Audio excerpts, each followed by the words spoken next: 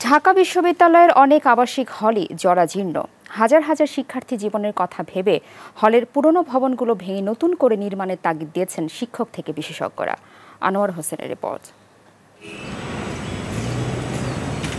ঢাকা বিশ্ববিদ্যালয়ের শহীদুল্লাহ হল নির্মিত হয় 1921 সালে। হলের খান আতাউর রহমান নামের এই ভবনটির বাইরের চিত্র জরাজীর্ণতার কিছুটা আভাস দেয় বটে, কিন্তু ভেতরকার দৃশ্যে চোখ কপালে ওঠার দশা।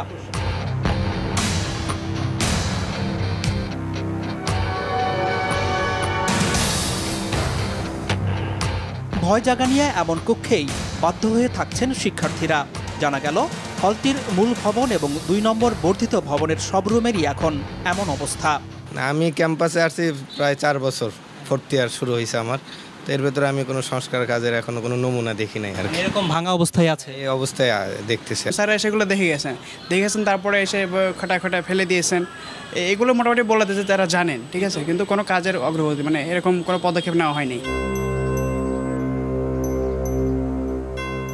বিশ্ববিদ্যালয়ের জগন্নাথ হলের জ্যোতির্ময় গুহ ঠাকুর ভবনের বয়সও 100 বছর ছাড়িয়েছে।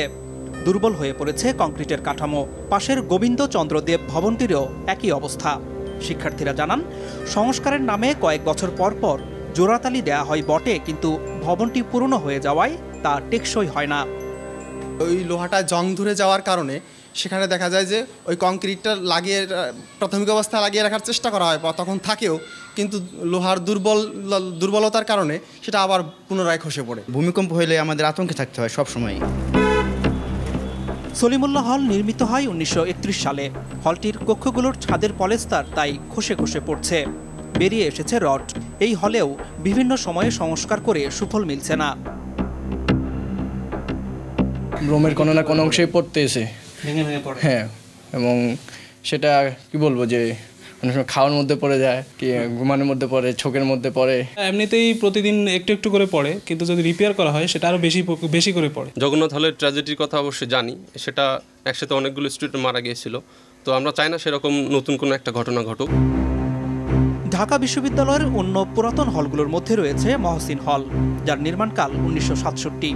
এই 50 বছরে হলের অনেক পিলার এমন জরাজীর্ণ রূপ নিয়েছে, যেগুলো ভেঙে পড়ার কবল থেকে রক্ষা করতে দিতে হয়েছে লোহার খুঁটির ভিত।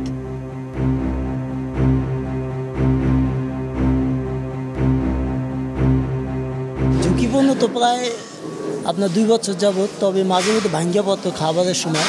তো এটা প্রায় এভাবে আপনি 2 মাস ধরে এভাবে ভেঙে রাখছে। সূর্য সেন হল প্রতিষ্ঠিত হয়েছে 1966-তে, আর 1957 সালে নির্মিত হয় জহুরুল হক হল। সময়ের দীর্ঘ যাত্রায় এই হলগুলোরও সবগুলো কক্ষের এখন করুণ দশা। কোনো কোনো পিলার যেন অপেক্ষায় আছে ভেঙে পড়ার। সব মিলিয়ে বলা যায়, হলগুলো যেন রূপ নিয়েছে মৃত্যুকূপে।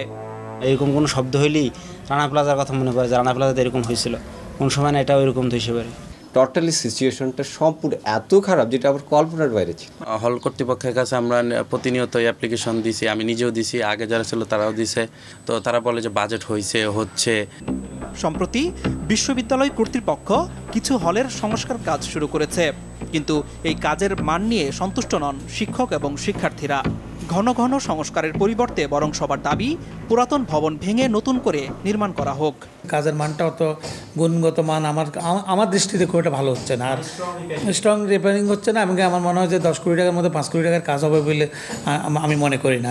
নতুন ভবন নির্মাণের মত দিয়েছেন ঢাকা বিশ্ববিদ্যালয়ের হল সংস্কারে বুয়েটের বিশেষজ্ঞ কমিটির প্রধান ও পুরকৌশল বিভাগের এই অধ্যাপকও। আমাদের কোডের চেঞ্জ হয়েছে, আমাদের বিল্ডিংয়ের যে বানানোর যে লোডগুলো সেগুলো আমরা এখন অনেক এক্সপিরিয়েন্সড হয়েছি, অনেক বেটার রিফাইন্ড হয়েছে আমাদের টেকনোলজিগুলো।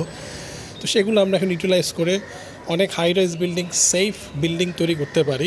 1985 সালে 15 অক্টোবর জগন্নাথ হলেরই একটি ভবন ধসে মারা যায় 40 জন। সেই ঘটনার যেন পুনরাবৃত্তি না ঘটে, তাই পুরাতনগুলো ভেঙে নতুন ভবন নির্মাণের পক্ষে ঢাকা বিশ্ববিদ্যালয়ের উপাচার্য। আমরা চেষ্টা করি সবসময় কিছু না কিছু মেরামতের কাজ, এটা চলছে সারা বছরই কিছু না কিছু মেরামতের কাজ চলে, কিন্তু কিছু কিছু ভবন হয়তো এখন ভেঙে ফেলার সময় এসেছে। আমরা মনে হয় যে ওই ধরনের কিছু সরকার থেকে অতিরিক্ত বাজেট বরাদ্দ পেলে আমরা এই ধরনের কাজ শুরু করতে পারি। অন্তরচন্দ্র ভট্টাচার্য ভবনের পুরাতন জায়গায় রবীন্দ্র ভবন নামে একটি ভবনের আমরা পরিকল্পনা করেছি, সেটা শিক্ষা মন্ত্রণালয়ের মাধ্যমে বর্তমানে পরিকল্পনা মন্ত্রণালয়ে আছে। তবে নতুন হল নির্মাণ খরচ এবং সময় সাপেক্ষ, তাই অন্তত আগামী 10 থেকে 15 বছর হলের ভবনগুলো ঝুঁকিমুক্ত রাখার দিকেই নজর দিচ্ছে কর্তৃপক্ষ। আনোয়ার হোসেন, মাছরাঙা সংবাদ, ঢাকা।